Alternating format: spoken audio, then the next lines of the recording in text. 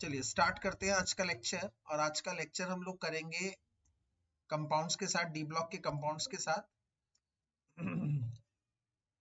तो D block के compounds की अगर मैं बात करता हूं तो डी ब्लॉक के कंपाउंड्स दो हैं। हम लोगों को K2Cr2O7 और KMnO4 दो पढ़ने हैं। तो शुरू करते हैं K2Cr2O7 से। फर्स्ट ध्यान से सुनते रहिएगा, पूरा मन इधर। याद करा दूंगा अभी। K2Cr2O7 इसका नाम है पोटेशियम डाइक्रोमेट। सबसे पहली बात, पोटेशियम डाइक्रोमेट ये कैसे बनता है, कैसे बनता है, पहली बात आपको पता होनी चाहिए। ये बनता है एक ओर से जिसका नाम है chromite ore, prepared from chromite ore से बनता है। क्रोमाइट ओर इसका ओर है, मिनरल जहां से हम इसको बनाते हैं। ये क्रोमाइट ओर का फार्मूला है FeO Cr2O3। ये एक तरह का मिक्स्ड ओर है। देखो FeO भी है और Cr2O3, दो चीजें जब मिक्स्ड होती हैं इसे हम कहते हैं mixed ore. It is a mixed ore. Mixed ore मतलब दो ओर का मिक्सचर है। एंड कैन ऑल्सो बी, और इसको लिख कैसे सकते हैं, इसको ऐसे भी लिख सकते हैं Fe एक साथ Cr2O4 एक साथ लिख दिए। Fe Cr2 और O3 और एक 4 एक साथ लिख दिया आपने।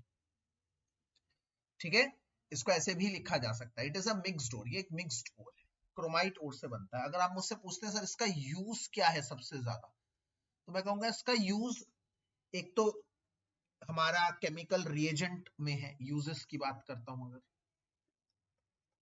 यूजेस में एक तो हमारे केमिस्ट्री का रिएजेंट है, केमिस्ट्री का लैब रिएजेंट है, बहुत अच्छा ऑक्सीडाइजिंग एजेंट, बहुत अच्छा ऑक्सीडाइजिंग एजेंट है। दूसरा इसका यूज है सर्वाधिक क्रोम एलम बनाने में, पोटेशियम फिटकरी बनाने में, पोटेशियम क्रोम एलम बनाने में इसका यूज किया जाता है। और तीसरा लेदर को टैन करने में, लेदर जो ब्लैक होता है ना उसको टैन करने में यूज होता है। लेदर को, लेदर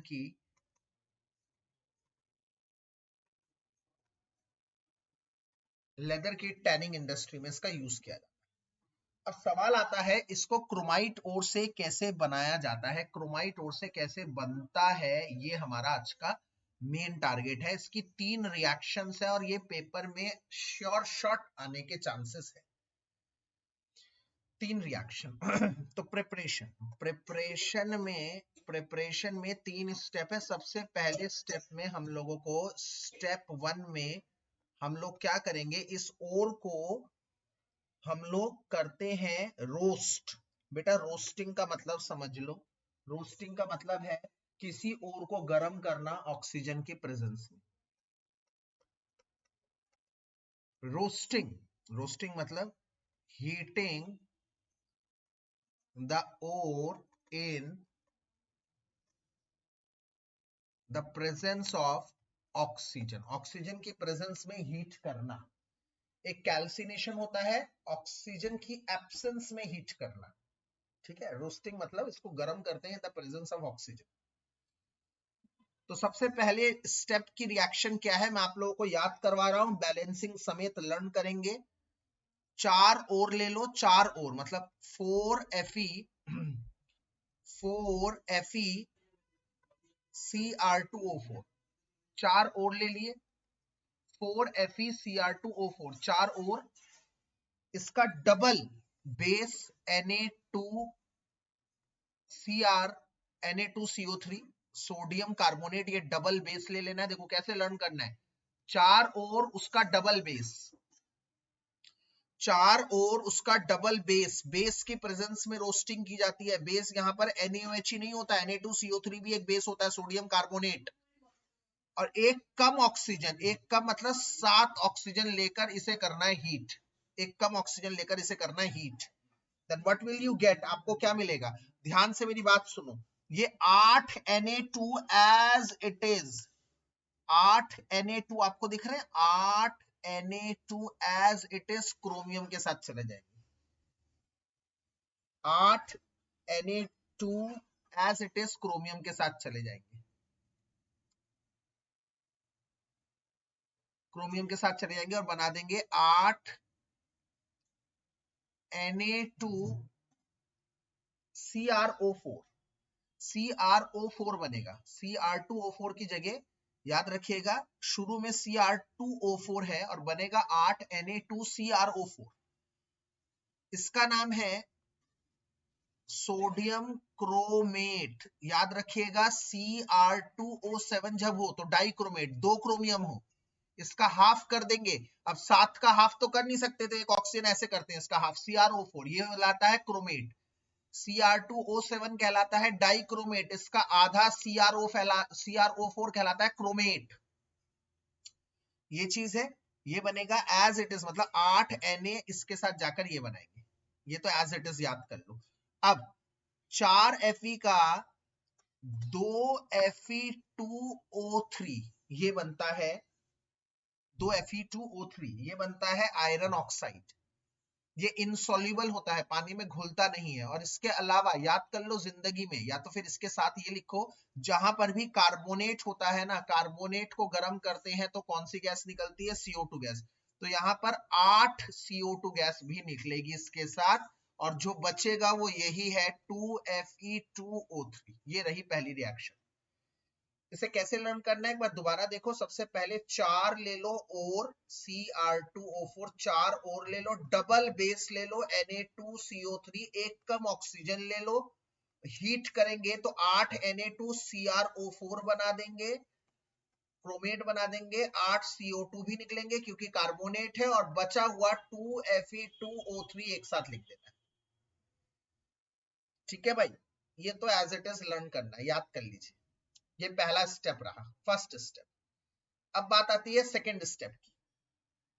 सर सेकेंड स्टेप में क्या करते हैं हम? क्रोमेट को एसिडिफाई करते हैं। सेकेंड स्टेप में, स्टेप 2 में हम एसिडिफाई करते हैं। याद रखना क्रोमेट में एसिड डालते ही डाइक्रोमेट बन जाता है, क्रोमेट में एसिड डालते ही डाइक्रोमेट। तो acidification of chromate, acidification of chromate, acidification किया जाता है क्रोमेट का ताकि वो डाइक्रोमेट बन जाए। तो कैसे करते हैं हम? ये ले लेते हैं, इसके सिर्फ 2 मोल्स लेते हैं इस बार, 2 Na2CrO4, 2 Na2CrO4 ये ले लिया हमने, और इसके अंदर डाल दिया H2SO4 एसिडिफाई करने के लिए, H2SO4 डाल दिया। सो क्या मिलेगा? ध्यान से देखो, 2 Na2 है ना, 2 Na2 है तो एक Na2 तो SO4 के साथ चला जाएगा, बन जाएगा Na2SO4। ठीक है भाई, अब क्या क्या रह गया? SO4 चला गया भाई, ठीक है। अब रह गए 2 Na2 में से थे, एक Na2 रह गया, तो एक Na2 बच गया, वो Na2Cr2O7 बना देगा। देखो क्रोमेट से बन गया डाइक्रोमेट, क्रोमेट से बन गया डाइक्रोमेट, तो बचा क्या? अगर आप थोड़ा सा दिमाग लगाएं इधर, थोड़ा सा दिमाग लगाएं तो आप देखेंगे यहां पर 2 तो Na थे, 2 Na2 थे, ठीक है, 2 Na2 थे, Cr भी 2 थे, Cr भी 2 थे, और O कितने थे? 8। तो एक Na2 तो SO4 के साथ चला गया, ठीक है। दूसरा Na2Cr2, दूसरा क्या? Na2Cr2O7 बन गया, एक ऑक्सीजन बच गया। अगर आप ध्यान से देख पाए ना बेटा, एक ऑक्सीजन के साथ एक H2 भी तो बचा है। यस यस यस, तो इसका मतलब फाइनली H2O भी निकलेगा। अब आप कहेंगे सर Na2Cr2O7 बन चुका है, आपको चाहिए क्या? Potassium chromate. अब आप क्या करेंगे? सोडियम को पोटेशियम से एक्सचेंज कर लेंगे। तो स्टेप 3 आसान है सबसे ज्यादा। स्टेप 3, हाँ जी बताइए। ठीक है, स्टेप 2 में क्या है? 2 Na2CrO4 पहले स्टेप में बना है सोडियम क्रोमेट, इसमें हमने H2SO4 डाला, एसिडिफाई कर रहे हैं। हमेशा याद रखिए क्रोमेट का एसिडिफाई करते हैं तो मिलता है हम लोगों को डाइक्रोमेट। तो क्या होता है मैं आपको बताता हूँ। इसको अगर खोलेंगे तो क्या होगा बेटा, एक बार बताना जरा। इसको खोलेंगे तो 2 Na2 मिलेंगे, Na2 Na2, 2 Na2 और Cr 2 O 8 ये मिलेगा बेटा। अब इसमें से एक Na2 को एक SO4 के साथ भेज दो तो बन जाएगा Na2SO4। याद करा रहा हूं तुम लोगों को, मैंने कहा था प्रॉमिस याद कराऊंगा। एक H2 को एक O से हटा दो, एक O से हटा दो तो बच जाएगा H2O। तो बचेगा जो सब एक साथ लिख दो, पता है क्या बचेगा, देखो ध्यान से, बचेगा Na2Cr2O7। याद कर सकते हैं कि सोडियम डाइक्रोमेट बन जाएगा, H2O ऑक्सीडाइज हो जाएगा, Na2SO4 बन जाएगा। ऐसे भी कर सकते हैं, ठीक है बेटा। ओके, अब step 3 is very easy. Step 3 में हमें कुछ नहीं करना, Na2Cr2O7 लेना है जो ऊपर है तुम्हारे पास, और 2 KCl लेने हैं, 2 KCl। एकदम बच्चों वाली रिएक्शन, ध्यान से, ये 2 Na यहां से जाएंगे 2 Cl के साथ, बन जाएंगे 2 NaCl, और K चला जाएगा, मतलब K2Cr2O7 बन जाएगा, और इसके साथ निकलेगा 2 NaCl। ठीक है, तो ये बन गया आप लोगों का 3 स्टेप। एक बार फटाफट से तीनों स्टेप को एक बार रिव्यू करते हैं अगली स्लाइड में। ध्यान से देखिए मैं क्या बोल रहा हूं। सबसे पहले आप लोगों को लेने हैं 4 और FeCr2O4, ये ले लिया आपने, और 8 लेने हैं बेस Na2CO3, एक कम लेना है ऑक्सीजन, और करना है हीट। तो आप क्या देखेंगे, इसे जब हीट करते हैं तो जनाब आपको मिल जाता है, पहले तो 8 Na2 है तो सीधे 8 Na2Cr O4 बन जाता है, Cr2O4 से CrO4 बनता है, ध्यान रखना। 8 CO2 निकलेंगे क्योंकि कार्बोनेट है, कार्बोनेट हमेशा CO2 गैस देता है, और बचा हुआ 2 Fe2O3 बनता है। ये पहला स्टेप है। दूसरे स्टेप में सिर्फ 2 और ले लेते हैं, Na2CrO4, इसके साथ ले लेते हैं एक H2SO4, एक Na एक SO4 के साथ बना देता है Na2SO4, एक Na2 बचे हुए CrO4 का डबल, मतलब Na2Cr2O7, और बचा हुआ एक H2O बनता है। तीसरे स्टेप में क्या करते हैं, ये बन गया आपका सोडियम डाइक्रोमेट Na2Cr2O7, इसमें डाल देते हैं 2 KCl। तो क्या होता है, एक्सचेंज रिएक्शन होता है, Na KCl के साथ चला जाता है तो बनता है दो NaCl, और हमारा बनता है मेन K2Cr2O7। ठीक है, तो अगर आप ध्यान से देखें, ट्रांजिशंस की बात करूं तो पहले में ये है हम लोगों का क्रोमाइट। याद रखिएगा, क्रोमाइट ग्रीन कलर का होता है, मैं जानबूझ के उसके नीचे वही वाला कलर लिख रहा हूं, क्रोमाइट ग्रीन कलर का होता है। और पहले स्टेप में जो बना हम लोगों का NaCrO4, ये होता है क्रोमेट। क्रोमेट येलो कलर का होता है, येलो कलर का। फिर हमने यहाँ पे क्रोमेट लिया, येलो कलर का ही क्रोमेट लिया, येलो कलर का क्रोमेट लिया, और वो ऑरेंज कलर का डाइक्रोमेट बनता है। Na2Cr2O7 इज डाइक्रोमेट, ये ऑरेंज कलर का होता है, डाइक्रोमेट ऑरेंज कलर का होता है। और तीसरे स्टेप में हमने कुछ नहीं किया, ये ऑरेंज कलर का ही डाइक्रोमेट था, ऑरेंज कलर के ही डाइक्रोमेट में कन्वर्ट हुआ। सिर्फ इतना हुआ कि सोडियम से वो पोटेशियम में कन्वर्ट हो गया, सोडियम से पोटेशियम में कन्वर्ट हो गया। इसका मतलब अगर मैं इसका एक चार्ट बनाऊं, मैप चार्ट बनाऊं, तो मैप चार्ट कैसे बनता है, पहले स्टेप में क्रोमाइट और कन्वर्ट होता है रोस्ट करके, रोस्ट किया जाता है, और ये बनता है। एक सेकंड बेटा होल्ड करिएगा, एक इंपॉर्टेंट कॉल आ रही है।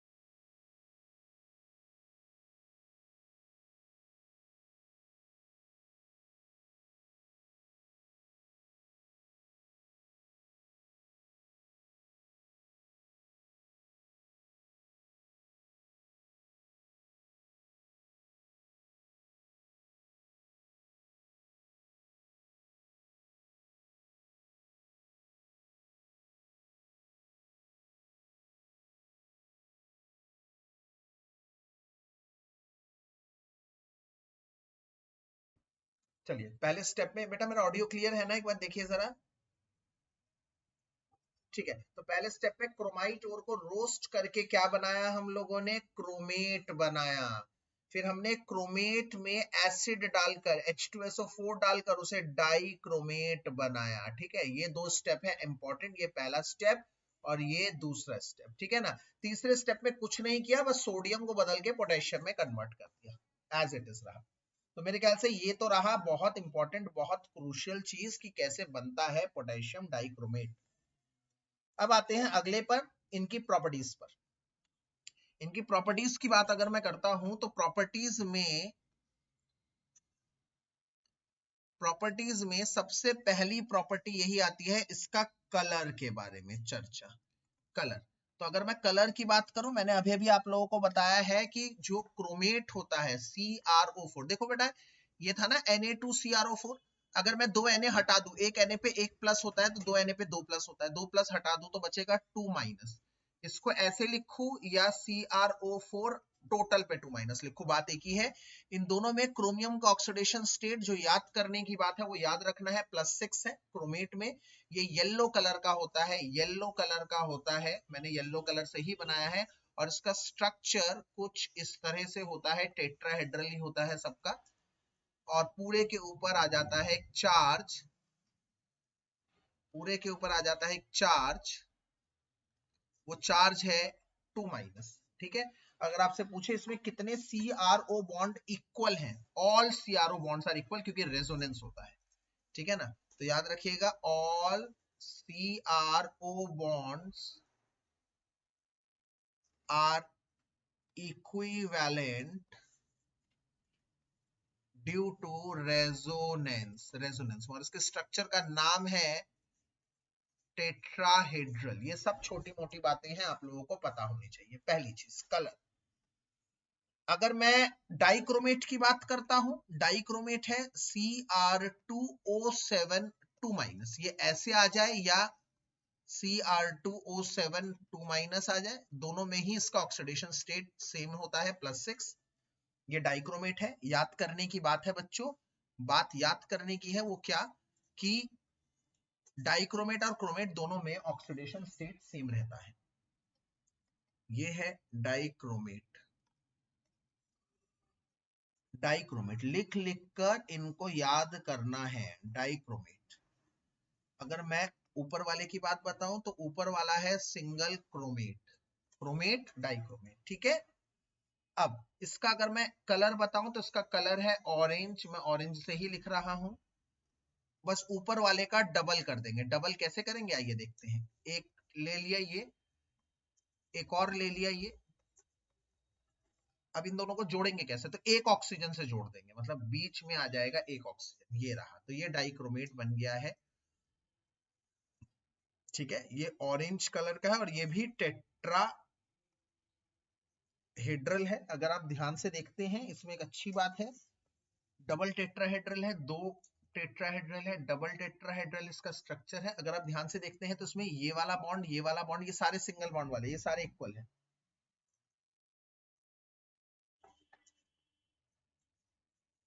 ये सारे इक्वल है।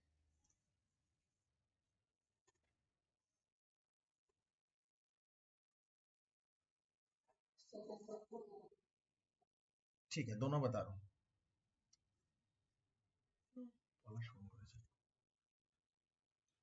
बता रहा हूं बेटा। ठीक है, क्रोमेट का स्ट्रक्चर, क्रोमेट ये है, ये क्रोमेट है। इसका कलर, इसका नाम CrO4 2 माइनस, पहली बात। इसमें ऑक्सीडेशन स्टेट +6, दूसरी बात। सारे CrO बॉन्ड्स इक्वल रेजोनेंस की वजह से, तीसरी बात।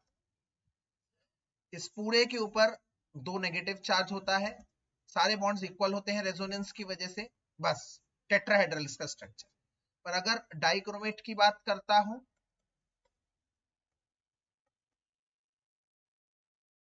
दो डबल टेट्राहेड्रल है, इसमें ये वाला बॉन्ड, ये वाला बॉन्ड, ये वाला, सॉरी सारे सिंगल बॉन्ड वाले, ये इनमें रेजोनेंस होता है, इक्वल होते हैं।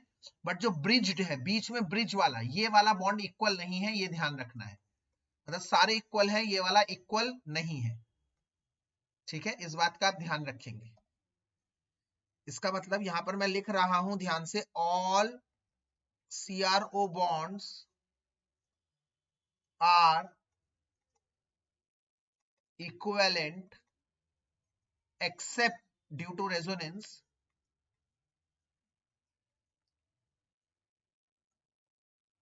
except bridged oxygen. ठीक है, तो ये ब्रिज्ड ऑक्सीजन है, बीच वाला जो दोनों को ब्रिज कर रहा है, ब्रिज्ड ऑक्सीजन। ये ब्रिज्ड ऑक्सीजन है, इस बात का ध्यान रखेंगे, ये बराबर नहीं है, बाकी सब बराबर है। तो ये पहली प्रॉपर्टी है। दोबारा बता दूं, पहली प्रॉपर्टी को हर बात को मैं 3-3 4-4 बार रिपीट कर रहा हूं, मेरा सिंगल एम यही है कि आप लोगों को ये सारी चीजें रट जाए। जब बात कलर की आती है तो क्रोमेट डाइक्रोमेट, क्रोमेट का कलर येलो, डाइक्रोमेट का कलर ऑरेंज, क्रोमेट का ही डबल करने पर डाइक्रोमेट आता है। ऑक्सीडेशन स्टेट में कोई चेंज नहीं है, +6 ही रहेगा। सारे बॉन्ड्स इक्वल हैं रेजोनेंस के चलते, बस डाइक्रोमेट में जो ब्रिज्ड ऑक्सीजन है, बीच वाला ऑक्सीजन है, वो बॉन्ड लेंथ इक्वल नहीं है। बाकी सारे बॉन्ड्स इक्वल हैं। 6 के 6 बॉन्ड, इधर 6 है, देख सकते हैं आप, 1 2 3 इधर, 3 उधर, 6, ये इक्वल नहीं है। ये एमसीक्यू में बहुत अच्छा क्वेश्चन मुझे लग रहा है इस बार आते हुए।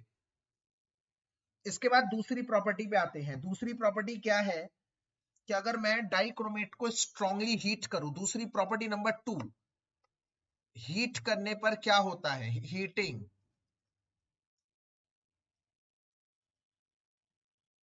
ऑन हीटिंग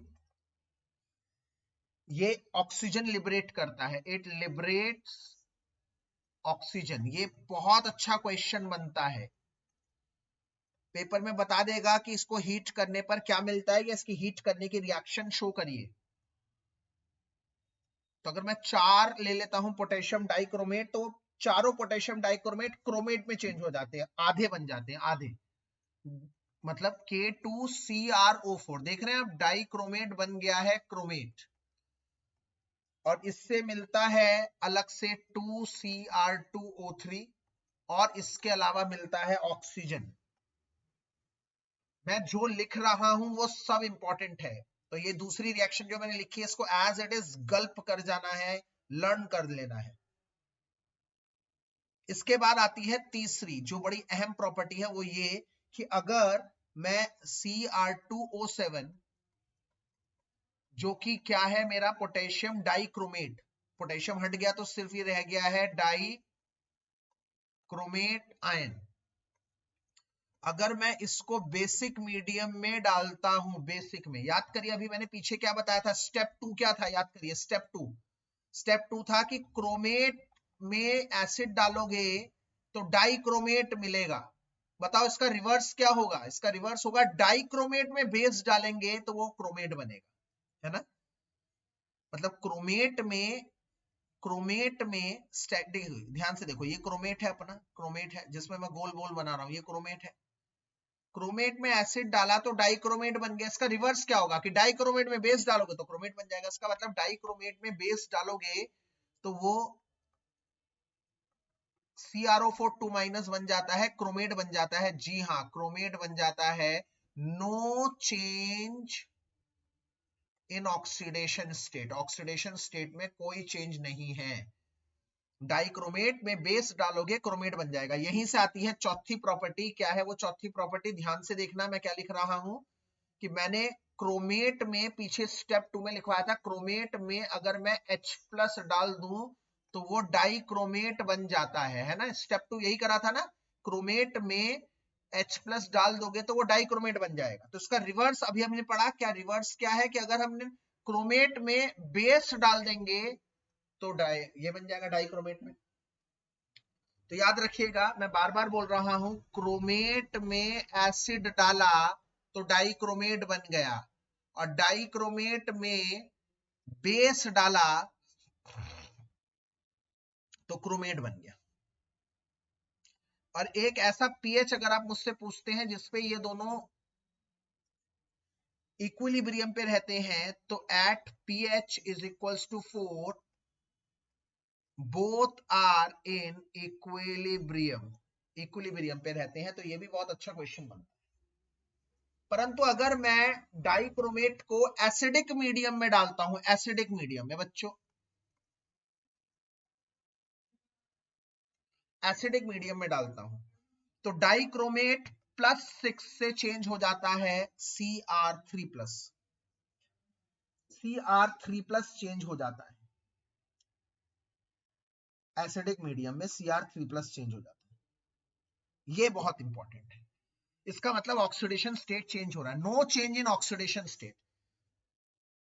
सर इसका मतलब क्या हुआ, no change in oxidation state? अरे यार पहले भी +6 था, बाद में भी +6 है, इसका मतलब बेसिक मीडियम में ऑक्सीडेशन स्टेट में कोई बदलाव आया ही नहीं। जबकि एसिडिक मीडियम में अगर आप देखो तो एसिडिक उसमें बदलाव आया है, एसिडिक मीडियम में बदलाव आया है, एसिडिक मीडियम में बदलाव आया है, बदलाव आया है। इसका मतलब ये +6 था, +3 बन गया, डिक्रीज हुआ है। सर डिक्रीज होने का मतलब अपना रिडक्शन किया है, हाँ बिल्कुल। हमने अभी पीछे जनरल ट्रेंड्स ऑक्सीडेशन स्टेट में बताया था, क्रोमियम +6 में बड़ा अनस्टेबल होता है और वो फट से क्रोमियम +3 बनना चाहता है, अपना रिडक्शन करता है, इसलिए बहुत अच्छा ऑक्सीडाइजिंग एजेंट की तरह काम करता है। तो यही लिख रहा हूं मैं कि Cr+6 is unstable and quickly changes to +3 in acidic medium, hence behave as a good oxidizing agent. अगर मैं ऊपर बात करता हूं, no change in oxidation state, therefore Cr2O7 मतलब dichromate in basic medium does not behave as an oxidizing agent। तो ये बहुत ही इंपॉर्टेंट क्वेश्चन बन गया कि पोटेशियम डाइक्रोमेट या फिर डाइक्रोमेट अच्छा ऑक्सीडाइजिंग एजेंट है एसिडिक मीडियम में, क्योंकि एसिडिक मीडियम में Cr2O7 Cr3+ में कन्वर्ट होता है, अपना ऑक्सीडेशन स्टेट चेंज करता है, परंतु बेसिक मीडियम में कोई ऑक्सीडेशन स्टेट में परिवर्तन नहीं होता। एक डाइक्रोमेट क्रोमेट में बन जाता है, जिसकी वजह से ऑक्सीडेशन स्टेट ही चेंज नहीं हुआ, तो ऑक्सीडाइजिंग एजेंट की तरह काम नहीं करता है। मैं 1 मिनट का एक पॉज टाइम दे रहा हूं बेटा, इसको अच्छी तरह से पढ़ लेंगे, बहुत इंपॉर्टेंट है भाई, इसके बाद ही अगले में बढ़ेंगे।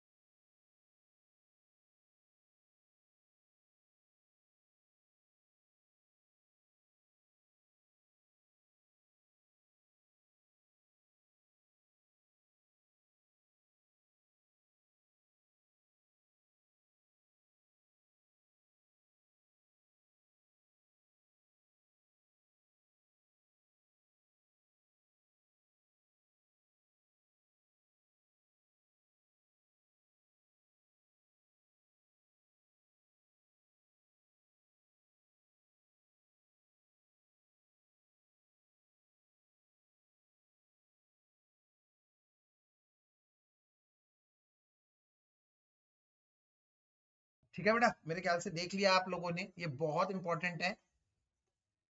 एक बार रिव्यू कर दूं क्या क्या बता दिया मैंने, एक बार रिव्यू कर दूं इसको क्या क्या बता दिया, ठीक है। एक बार शुरू से एक बार सुनिए क्या क्या बता दिया। सबसे पहले मैंने बताया है कि कंपाउंड दो है। पहला कंपाउंड पोटेशियम डाइक्रोमेट, ठीक है, पहला कंपाउंड पोटेशियम डाइक्रोमेट। पहली बात, पहली लर्निंग हमारे आज लेक्चर की कि पोटेशियम डाइक्रोमेट कैसे बनता है, क्रोमाइट ओर से बनता है। क्रोमाइट ओर का क्या फार्मूला है, FeO.Cr2O3।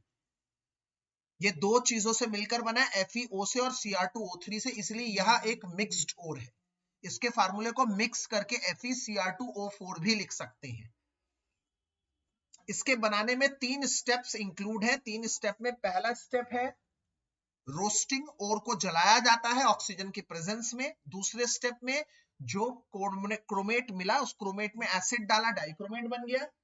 तीसरे स्टेप में डाइक्रोमेट में KCl डालेंगे और उसे पोटेशियम में कन्वर्ट कर देंगे, मतलब सोडियम सॉल्ट को पोटेशियम सॉल्ट में कन्वर्ट कर देंगे। सोडियम सॉल्ट अच्छा नहीं माना जाता क्योंकि सोडियम सॉल्ट डेलिस्क्वेंट होता है, याद कर लीजिए। ये क्या होता है डेलिस्क्वेंट नेचर सर?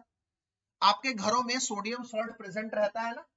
सोडियम सॉल्ट कहां प्रेजेंट रहता है आपके घरों में? आपके कॉमन सॉल्ट में, आपके नमक में। नमक में क्या होता है, NaCl होता है। अगर आप देखते हैं नमक के पैकेट को थोड़ा खुला छोड़ दें या डब्बा खुला छोड़ दें तो क्या हो जाता है, नमक के बॉल्स बन जाते हैं। वो पाउडर फॉर्म में छोटे छोटे बॉल्स बना लेती है। इसका मतलब वो मॉइस्चर एब्जॉर्ब कर लेती है, मॉइस्चर एब्जॉर्ब कर लेती है। पर पोटेशियम के सॉल्ट ऐसा नहीं करते, इसलिए हम लोग सोडियम सॉल्ट्स को नहीं लेते टेस्ट में, पोटेशियम सॉल्ट को लेते हैं। और तीसरे स्टेप में इसीलिए हमने पोटेशियम डाइक्रोमेट को सोडियम डाइक्रोमेट को पोटेशियम डाइक्रोमेट में कन्वर्ट कर दिया। ये पहली लर्निंग रही। दूसरी लर्निंग अगर मैं यूज की बात करूं तो पोटेशियम डाइक्रोमेट के 3 अहम यूज है। एक तो लैब रिएजेंट के रूप में, ऑक्सीडाइजिंग एजेंट के रूप में। दूसरा पोटेशियम क्रोम एलम बनाने में। और तीसरा लेदर टैनिंग इंडस्ट्री में इसका उपयोग किया जाता है। अगर मैं तीसरी लर्निंग बताऊं तो तीसरी लर्निंग मेरा है इसकी प्रॉपर्टीज। प्रॉपर्टीज में तीसरी लर्निंग हमने सीखी, दो आइटम है, क्रोमेट और क्रोमेट का double dichromate. Chromate yellow colour का है टेट्राहेड्रल, डाइक्रोमेट डबल टेट्राहेड्रल है ऑरेंज कलर का। अगर मैं दोनों की बात करूं, दोनों में सारे बॉन्ड CrO के इक्वल है। ये जेई का क्वेश्चन आ चुका है, ध्यान रखना। अगर मैं CrO4 की बात करूं, चारों CrO बॉन्ड इक्वल है। अगर मैं Cr2O7 की बात करूं तो 6 बॉन्ड्स इक्वल हैं। एक ब्रिज्ड वाला ऑक्सीजन बॉन्ड इक्वल नहीं है क्योंकि उसमें रेजोनेंस नहीं है। पांचवी बात जो हमारी लर्निंग रही वो ये कि सेकंड प्रॉपर्टी इसकी क्या है कि अगर मैं इसको हीट करूंगा तो ये हमें देगा ऑक्सीजन गैस। और छठी जो सबसे इंपॉर्टेंट बात है वो ये कि अगर मैं डाइक्रोमेट को एसिड में डाल दूं तो वो अपना ऑक्सीडेशन स्टेट चेंज करता है, +3 में बदलता है, अपना ऑक्सीडेशन स्टेट डिक्रीज करता है। मतलब अच्छा ऑक्सीडाइजिंग एजेंट है। परंतु अगर मैं बेसिक मीडियम में डाल दूं तो वो डाइक्रोमेट क्रोमेट में बदल जाता है, कोई ऑक्सीडेशन स्टेट में बदलाव ही नहीं है भाई, तो इसलिए वो ऑक्सीडाइजिंग एजेंट के रूप में काम नहीं करता। और लास्ट सातवीं बात हमने लर्निंग ये सीखी कि अगर मैं क्रोमेट में H+ डाल देता हूं तो डाइक्रोमेट बनता है, डाइक्रोमेट में बेस डाल देता हूं तो वो क्रोमेट बनता है। और pH 4 पे वो दोनों इक्विलिब्रियम पे रहते हैं, दोनों इक्विलिब्रियम पे रहते हैं। चलिए आइए इसके बाद हम लोग इसकी पांचवी जनरल प्रॉपर्टी करते हैं, केमिकल प्रॉपर्टी, जो सबसे इंपॉर्टेंट है ऑक्सीडाइजिंग एक्शन के बारे में। ध्यान से सुनिएगा, अभी ये क्लास सबसे इंपॉर्टेंट सेगमेंट में आ चुकी है। इसके ऑक्सीडाइजिंग एक्शन के बारे में जहां पर हम बातचीत करेंगे।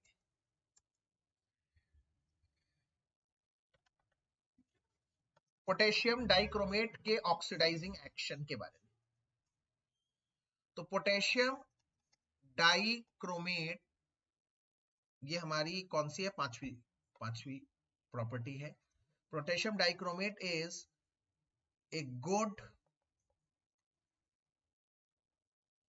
Oxidising agent in acidic medium, ठीक है। और ये क्या करता है, Cr2O7 क्या करता है, ये अपना ऑक्सीडेशन स्टेट +6 से +3 में बदलता है। Let me change the colour for oxidation state, +6 से +3 में बदलता है अपना ऑक्सीडेशन स्टेट। इस बात को हमें ध्यान रखना है, ठीक है। अब एसिडिक मीडियम की रिएक्शन को बैलेंस करने के लिए मैं आपको एक तरीका बता रहा हूं, बहुत ध्यान से सुनेंगे। एसिडिक रिएक्शन को आप कैसे बैलेंस करते हैं? कैसे? सबसे पहले आप लोगों को बैलेंसिंग के स्टेप्स बता रहा हूं। सबसे पहला स्टेप, स्टेप वन आपको क्या करना है बैलेंसिंग के लिए? सबसे पहले आपको जिसका ऑक्सीडेशन स्टेट चेंज हो रहा है, whose OS changes, जैसे यहां पर क्रोमियम का चेंज हो रहा है, whose OS changes, balance its number. पहले उसका नंबर बैलेंस करना है। जैसे इधर 2 क्रोमियम है, अगर आप देख रहे हैं यहां पर 1 क्रोमियम है तो 2 कर दिए मैंने। देन इट्स चार्ज, इसके चार्ज को, चार्ज में देख पा रहे हैं आप +6 से +3। अगर आप देख पा रहे हैं +6 से +3, आप कहेंगे कितना चेंज हो रहा है? मैं कहूंगा 3 का। तो मैं गलत हूं, क्योंकि क्रोमियम, 1 क्रोमियम का 3 चेंज हो रहा है, यहां पर 2 क्रोमियम है तो 6 का चेंज हो रहा है। कैसे? देखिए ध्यान से, 1 क्रोमियम का +6 है तो 2 इंटू +6 करेंगे तो यहाँ +12 चार्ज नहीं होगा। और यहाँ पर 1 क्रोमियम का +6 है तो 2 क्रोमियम का 2 इंटू +6 नहीं होगा। तो चेंज कितना हुआ है दरअसल? +12 से +6। नंबर लाइन में देखिएगा, नंबर लाइन में चेंज 6 का चेंज हुआ है। अगर ऑक्सीडेशन स्टेट कभी भी इंक्रीज करता है, अगर इंक्रीज करता है तो उसे हम कहते हैं ऑक्सीडेशन। अगर ऑक्सीडेशन स्टेट डिक्रीज करता है तो उसे हम कहते हैं रिडक्शन। तो यहां पर +12 से +6 में कितना चेंज हुआ है बच्चों? 6 का चेंज हुआ है, 6 का। डिक्रीज, रिडक्शन, तो रिडक्शन बाय 6 इलेक्ट्रॉन। ठीक है, तो पहले स्टेप 1 क्या है? whose OS changes, balance its number then its charge. उसके बाद उसके चार्ज को बैलेंस करो। और स्टेप 2 बच्चों, ये बड़ा इंपॉर्टेंट है, स्टेप 2 एसिडिक मीडियम में अलग है मामला। एसिडिक मीडियम में क्या है? स्टेप 2 कहता है पहले ऑक्सीजन को बैलेंस करोगे H2O से, फिर जितने भी आप H2O डालते हो, add double H+ on other side. जितने भी आप 4 H2O डाले तो 10 H+ डाल दो, 5 H2O डाले तो 5 H+ डाल दो। ये करना है। जैसे ऊपर वाले क्वेश्चन में ध्यान से देखिए, ऊपर वाले क्वेश्चन में यहां पर कितने ऑक्सीजन है? इधर लेफ्ट हैंड साइड में कितने ऑक्सीजन है? कौन मुझे बताएगा कितने ऑक्सीजन दिख रहे हैं आप लोगों को? अरे भाई बोलो भाई, इतना टफ क्वेश्चन थोड़ी पूछते हैं। 7। तो हाँ भाई, 7 ऑक्सीजन के लिए क्या करेंगे बताओ जरा। यस, बिल्कुल सही जवाब। यस, इधर हम कर देंगे 7 वाटर। और इधर क्या करना पड़ेगा तो बताओ जरा। 7 H2 डाले तो बस बस भाई, बस यही चाहिए दुनिया में, और कुछ नहीं चाहिए। खत्म खत्म सर, हो गया। वाह, मजेदार बैलेंसिंग है ये तो, बिल्कुल मजेदार बैलेंसिंग है। और अगर बेसिक मीडियम है, बेसिक मीडियम को हम लोग एल्कलाइन मीडियम भी बोलते हैं। अल्कलाइन मीडियम में भी 2 चीजें होंगी, ध्यान रखना है। कौन सी 2 चीजें? कि चार्ज, गिवन चार्ज, जो चार्ज क्वेश्चन में गिवन है, हमने जो निकाला है, जैसे अगर मैं इधर बताऊं चार्ज गिवन कौन सा है? सिर्फ 2 माइनस वाला। ये +6 तुमने खुद निकाला है। तो गिवन चार्ज को बैलेंस करेंगे OH- से, गिवन चार्ज को बैलेंस करेंगे OH- से। उसके बाद add half H2O on other side. मतलब जितने भी OH करे हैं, 4 OH करे हैं तो उसके अपोजिट साइड में 2 H2O कर देंगे। 10 OH करे हैं तो उसके अपोजिट में 5 H2O कर देंगे। इस बात का ध्यान रखेंगे आप लोग, कभी भी ऑड नंबर ऑफ OH नहीं आएगा। अगर आएगा तो उसका मतलब आपने कुछ गलती करी है। बस ये 2 स्टेप में दुनिया सिमट गई। अगर मैं बात करूं पोटेशियम डाइक्रोमेट की, तो यहाँ पर बेसिक मीडियम तो आएगा ही नहीं, क्योंकि पोटेशियम डाइक्रोमेट बेसिक मीडियम में तो शो ही नहीं करता ऑक्सीडाइजिंग एक्शन। क्यों नहीं शो करता आप लोग जानते हैं, क्योंकि ऑक्सीडेशन स्टेट में कोई बदलाव नहीं आता, पोटेशियम डाइक्रोमेट क्रोमेट बन जाता है, इसीलिए आप इस बात का ध्यान रखेंगे। ठीक है, सिर्फ एसिडिक मीडियम का आएगा। अब ये किसको ऑक्सीडाइज करेगा, इसके लिए मैं कुछ ऑक्सीडाइजेबल रिएक्शन लिख रहा हूं। मतलब जैसे अगर मैं बात करता हूं इसकी, तो ये तुमने कहा है कि ये +6 से +3 होना चाहेगा, 3 इलेक्ट्रॉन ले लेगा, तो किससे लेगा, तो किसी से तो निकलवाएगा ना। ये अगर ले रहा है तो कोई दे रहा है, मतलब किसी का तो ऑक्सीडेशन हो रहा है, तो किसका ऑक्सीडेशन हो रहा है उस पर चर्चा करते हैं। तो यहां मैं लिख रहा हूं सम ऑक्सीडाइजिंग रिएक्शन, कुछ ऑक्सीडाइजिंग रिएक्शन के बारे में यहां पर मैं लिख रहा हूं। क्या कि अगर मैं इसके अंदर I- डाल देता हूं, किसके अंदर, डाइक्रोमेट में I- डाल देता हूं, तो ये उसको I2 में बदल देगा। इसे कहते हैं आयोडाइड। आयोडाइड को वो बदल देगा आयोडीन में, ये A। अगर मैंने इसमें डाल दिया Fe2+, तो वो उसे बदल देगा Fe3+ में। फेरस को बदल देगा फेरिक में। अगर मैं इसमें Sn2+ डाल दूं, तो वो बना देगा Sn3+, Sn4+। आप देख रहे हैं सबके ऑक्सीडेशन स्टेट बढ़ा देगा, खुद को डिक्रीज करेगा, सबको बढ़ा देगा। तो ये कहलाता है स्टेनस और ये कहलाता है स्टेनिक। अगर मैं इसमें डाल देता हूं S2- या फिर कई बार H2S भी लिखा होता है, जिसे हम कहते हैं सल्फाइड,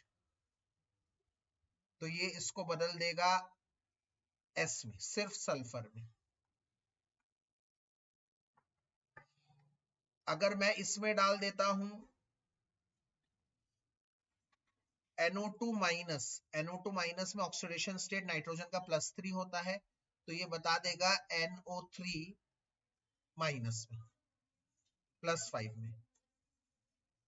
नाइट्राइट को बदल देगा नाइट्रेट में। और अगर मैं इसमें डाल देता हूं SO3-, इसमें इसका ऑक्सीडेशन स्टेट +4 होता है, ये सल्फाइट होता है, तो उसको बदल देगा SO4-, में +6 में, इसे कहते हैं सल्फेट। अब ये काम कैसे करता है ये देख लीजिए, ये काम कैसे करेगा। ये एक फिलिंग द ब्लैंक्स की तरह काम करेगा। इसका मतलब अगर आपने Cr2O7 डाल दिया और इसके साथ I- डाल दिया और कह रहा है कि इसको रिएक्शन को कंप्लीट करो, तो आपको कुछ नहीं करना। आपको पता है Cr2O7 किसमें तब्दील हो जाएगा, बताओ। Cr2O7 क्या बन जाता है, Cr3+। और I- को क्या बना जाता है, ये I। बस, और कुछ नहीं करना। इसके अलावा बैलेंस करेंगे कैसे, आपको पता है इधर क्रोमियम का +6 है, तो इधर 2 क्रोमियम, इधर 2 क्रोमियम है, तो 2 क्रोमियम लिखेंगे। और आप पहले से ही याद करके गए हैं और कई बार इसकी प्रैक्टिस कर ली है कि क्रोमियम में हमेशा कितने इलेक्ट्रॉन का चेंज होता है, 6। सिर्फ आप लिख देंगे 6। अब बात आती है आयोडीन को बैलेंस करने की। तो आयोडीन यहाँ पर 1 है, यहाँ पर 2 है, तो सबसे पहले हम इसके आगे 2 लगा देंगे। उसके बाद इधर के चार्ज को, पहले नंबर को बैलेंस करना है, फिर चार्ज। याद रखिएगा, पहले जिसका ऑक्सीडेशन स्टेट होना है, बैलेंस इस नंबर देन उसके चार्ज। नंबर कर दिया, इधर 2 आयोडीन थे, इधर 1 था, 2 कर दिया। अब इसके चार्ज को, तो यहाँ पर 2I- के ऊपर कितना चार्ज है, -2 चार्ज है, -2 चार्ज है, -2 चार्ज है। और यहाँ चार्ज कितना है, 0 है। यहाँ चार्ज कितना है, 0 है। यहाँ चार्ज कितना है, 0 है। तो इसका मतलब -2 से 0 कितना चेंज हो रहा है, 2 का चेंज हो रहा है सर। बस, अब इसको बैलेंस कैसे करेंगे, वो 6 ये 2, कैसे बैलेंस करेंगे बताओ। इसको 3 से मल्टीप्लाई करके, दोनों तरफ 3 से मल्टीप्लाई करो। तो दोनों तरफ 3 से मल्टीप्लाई कर देंगे, तो ये हो जाएगा 6 और ये हो जाएगा 3। ठीक है, पहली चीज हो गई, गॉट इट। अब दूसरी चीज, पहला स्टेप हो गया सर, हमने बैलेंस कर लिया नंबर और उसके चार्ज को। अब क्या करना है सर, अब एसिडिक मीडियम है, पोटेशियम डाइक्रोमेट सदैव एसिडिक मीडियम में रहेगा, तो ऑक्सीजन को H2O में और उसके डबल H+। तो यहाँ पर कितने ऑक्सीजन है, 7, तो सर 7 कर देंगे ऑक्सीजन, 7 H2O, और यहाँ कर देंगे 14 H+, और ये रिएक्शन हो गई तुम लोगों की बैलेंस। इसी तरह से आपको इन सब के साथ इसको पेयर अप करना पड़ेगा, सबके साथ ये सीखना पड़ेगा। और मैं आपको बता दूं, एमसीक्यू का क्वेश्चन आप लोगों के एग्जाम्पलर में ऐसा क्वेश्चन है कि Cr2O7 जब I- को आयोडाइड में कर रहा है तो कितने इलेक्ट्रॉन का कर रहा है, इलेक्ट्रॉन। तो ये 6 इलेक्ट्रॉन, ये जो नंबर लिखते हो ना, इलेक्ट्रॉन है, वो 6 इलेक्ट्रॉन है, ये 2 है। 6 इलेक्ट्रॉन का रिडक्शन हो रहा है, ऑक्सीडेशन हो रहा है 2 इलेक्ट्रॉन का, याद रखिएगा, ये नंबर पूछे जाएंगे एमसीक्यूज में। सर वहां पे 6i2 नहीं होना चाहिए? नहीं, क्यों? क्योंकि हमें दोनों को 3 से मल्टीप्लाई करा है। अब यहाँ पे देखिए 3 to the 6 है यहाँ पर भी, और यहाँ पर भी 6 आयोडीन। अगर मैंने 6i2 कर दिया तो 12 हो जाएंगे, 12 हो जाएंगे। मॉड्यूल में चेंज करना है? हाँ, मॉड्यूल में चेंज कर दीजिएगा प्लीज, अगर है तो। अब दूसरा, जैसे ये है, इसमें हम लोग क्या करेंगे, अपन दोबारा देख लीजिए एक बार। Cr2O7 है सर, Fe2+ है, पेपर में आ रहा है, कंप्लीट करो रिएक्शन को। तो तुमने फटाफट से 2Cr3+ लिख दिया, और Fe2+ का पता है Fe3+ बन जाएगा। तुम्हें पता है इधर +6 है, इधर +6 मतलब 6 का गैप है, इधर कितना गैप है, 1 का गैप है। Fe2+ से Fe3+, 1 का चेंज हो रहा है। बैलेंस करने के लिए इसको 6 से मल्टीप्लाई कर दूंगा, इधर भी 6, उधर भी 6, इधर भी 6, इधर भी 6। इसके बाद इधर 7 ऑक्सीजन है, उधर 7 ऑक्सीजन के लिए 7 H2O करेंगे, तो डबल H+ इसके अपोजिट साइड कर देंगे, 14 H+ कर देंगे, रिएक्शन बैलेंस हो गया। इसी तरह से आप इसको सबके साथ कंबाइन करके करिएगा, सबके साथ कंबाइन कर करके करिएगा। तो अगर आप ध्यान करें, हमने शॉर्ट एंड क्रिस्प क्लास में पूरा पोटेशियम डाइक्रोमेट फिनिश कर दिया। एक ऐसी ही क्लास लूंगा जिसमें पोटेशियम पर मैग्नेट फिनिश करूंगा। आज के लिए इतना ही काफी है। That's it everyone. God bless. Take care. Bye. Thank you sir.